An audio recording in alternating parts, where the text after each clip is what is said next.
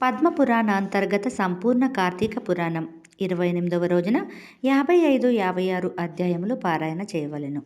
55వ అధ్యాయం. శ్రీకృష్ణుడు సత్యభామతో ఇట్లంటున్నాడు. ఓ ప్రియ సఖి సత్యభామ, నారద మహర్షిచే వివరించబడిన కార్తీక మహాపురాణ మహత్యమును విన్న పృథు చక్రవర్తి సంతుష్టాంతరంగుడై సెలవు తీసుకున్నాడు. దేవి వినుము.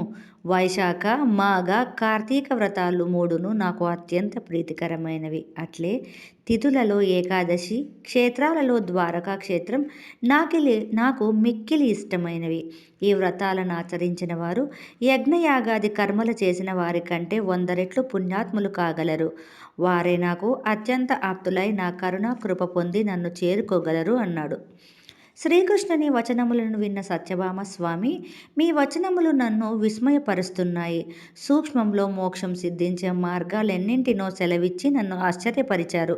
ఒకరు సముపార్జించుకున్న పుణ్యాన్ని దానం చేయటం వలన మరొకరు కైవల్యాన్ని పొందుతున్నారు. కేవలం కార్తీక స్నాన పుణ్యఫలం వలన కూడా పాపాలు పోతున్నాయి. అసలు మానవులకు పాప పుణ్యాలు ఎట్లేర్పడుతున్నాయో కొంచెం వివరించండి అని అడిగింది. అంతటా అచ్చుడిట్లు చెప్పసాగాడు. దేవి, కృత త్రేతాయుగంలో పాప పుణ్యాలు గ్రామానికి అంతటికీ వర్తించేవి. ద్వాపర యుగంలో మాత్రం వారి వంశాలకు వర్తించేవి. కానీ కలియుగం వచ్చేసరికి వారి పాప పుణ్యాలకు వారే కర్తలవుతున్నారు. పాపపుణ్యాల వివరణ చెప్తున్నాను వినుము అన్నాడు.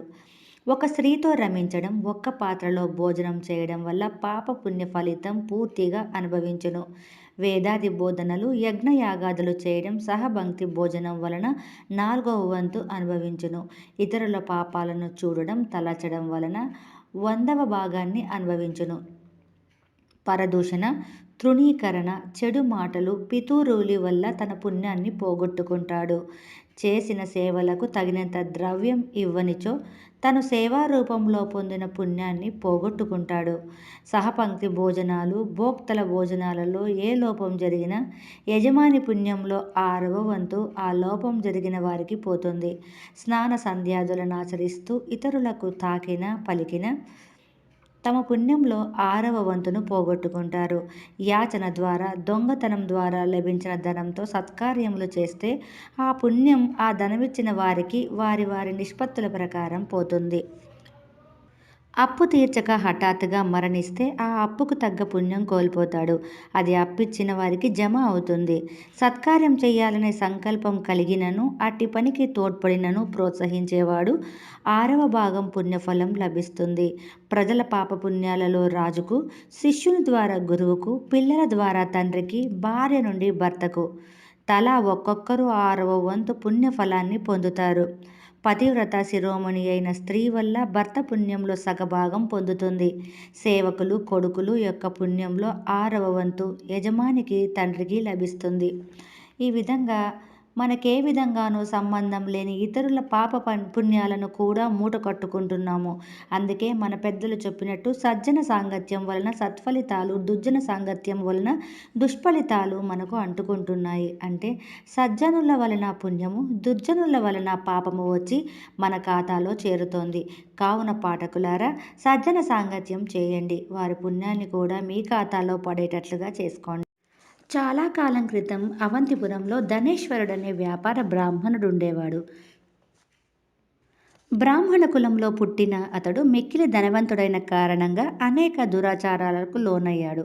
కులాచార భ్రష్టుడై అన్ని పాపపు పనులు చేసేవాడు.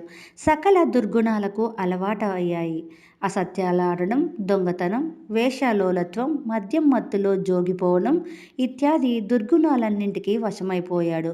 బ్రాహ్మణులు చేయరాని వర్తకాలైన మాంసపు వ్యాపారాలు, చర్మాలు, మధువు మొదలైన వర్తకాలను కూడా చేసేవాడు.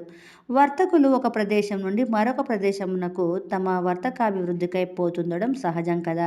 అట్లే ధనేశ్వరుడు ఒకనాడు తన వ్యాపారాభివృద్ధికై మాహిష్మతి నగరమునకు వెళ్ళాడు. అక్కడ నర్మదా నది ఆ నగరం చుట్టూ ప్రవహిస్తోంది.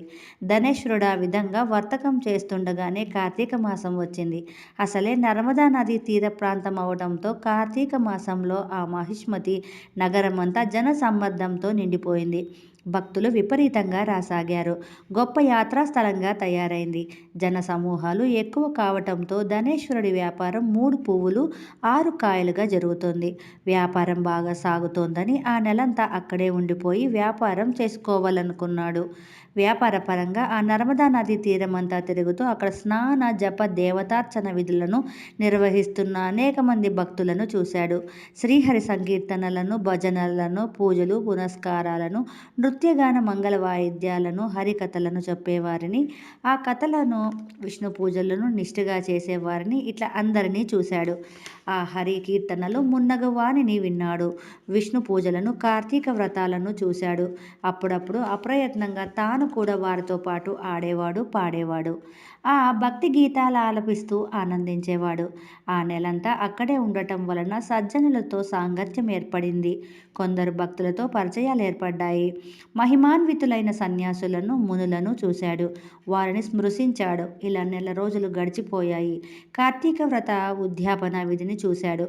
వ్యాపార పరంగా జాగరణ కూడా చేశాడు. కార్తీక పౌర్ణమి నాడు ఆచరించే గోబ్రాహ్మణ పూజలను చూశాడు. ఆఖరికి శివ ప్రీత్యర్థం చేయు దీపోత్సవాలను కూడా తిలకించాడు. శివకేశవులకు భేదం లేదనే పూజలను కూడా చూశాడు. కార్తీక పౌర్ణమి శివునికి అత్యంత ప్రియమైనది. అలాంటి పూజలు కూడా తిలకించాడు. అలా తిరుగుతూ అక్కడికి వచ్చిన భక్తులతో కలిసిపోయి వ్యాపారం చేసుకుంటూ వారు చేస్తున్న పూజా మహోత్సవాలను చూస్తున్న ధనేశ్వరుడికి ఒకనాడు ఒక పాము కాటు వేయడంతో స్పృహ తప్పి అక్కడే కూలబడిపోయాడు. చుట్టూ ఉన్న భక్తులందరూ కలిసి అతని నోట్లో తులసి తీర్థం పోశారు. మరికొద్దిసేపటికి ధనేశ్వరుడి ప్రాణాలు గాలిలో కలిసిపోయాయి. కార్తీక పౌర్ణమి నాడు పోయాడు. అతడెంత పుణ్యాత్ముడో కదా అనుకుంటూ అందరూ అతన్ని పుణ్యాన్ని వేణోళ్ళ కొనియాడసాగారు. మనిషి మరణించిన తక్షణమే యమదూతలు రావటం పరిపాటి కదా. అట్లే ధనేశ్వరుడు మరణించగానే యమదూతలు వచ్చి అతన్ని యమపాశంతో బంధించి కొరడాలతో శిక్షిస్తూ యమధర్మరాజు వద్దకు తీసుకుపోయారు. యముడు అతని చిట్టా విప్పి చెప్పమని చిత్రగుప్తుణ్ణి అడిగాడు. హే ప్రభు, వీడి అత్యంత దుర్మార్గుడు, దుష్టుడు, దాన ధర్మాలు చేసి ఎరగడు, పుణ్యకార్యం అనే ప్రసక్తే లేదు.